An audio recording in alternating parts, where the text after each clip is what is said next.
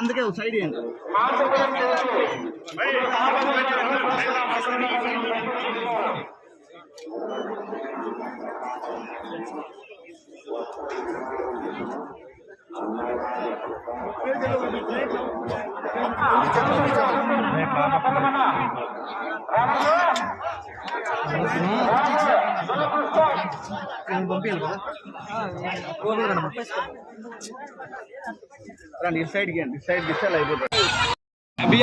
మహాతల్లి మహోత్సవానికి రావడం నేను చాలా అదృష్టంగా భావిస్తున్నా.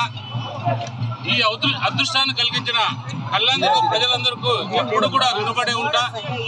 అక్కమ్మ తల్లి ఎప్పుడు కూడా దీవిస్తుంది. ఎలాంటి కష్టాన్నైనా ఛేదించే అక్కమ్మ తల్లి వర్షాలు కావచ్చు, రైతుల కష్టాలు కావచ్చు, ఏదైనా ఉన్ని సుఖశాంతులతో ఉండాలనే అక్కమ్మ తల్లి దేవుళ్ళు ఎప్పుడు కూడా మనందరిపైన ఉంటాయనేది ఇది ఖచ్చితంగా మనందరం కూడా ఏకీభవించాలి, నమ్మాల్సిన అవసరం ఎంతైనా ఉంది. ఎందుకంటే పురాతనమైన దేవాలయం, నాకు తెలిసి 15-16 ఏళ్ల క్రితం నుంచి కూడా ఈ దేవాలయం ప్రసిద్ధిగాంచిన దేవాలయంగా ఉంది. కళ్యాణదుర్గం ప్రాంతంలో అత్యధిక ప్రాచీనమైన దేవాలయంగా అక్కమ్మ గారి దేవాలయం. అలాంటి దేవాలయానికి ఈరోజు పట్టు వస్త్రాలు సమర్పించే అవకాశం నాకు దక్కినందుకు చాలా ఆనందంగా ఉంది.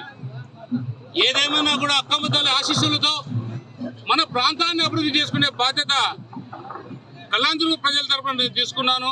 అలాగే చంద్రబాబు నాయుడు గారు, పవన్ కళ్యాణ్ గారు, లోకేష్ బాబు గారు, మోడీ గారి సహకారంతో మన ప్రాంతాన్ని అభివృద్ధి చేసుకుంటూ ముందుకెళ్తున్నారు.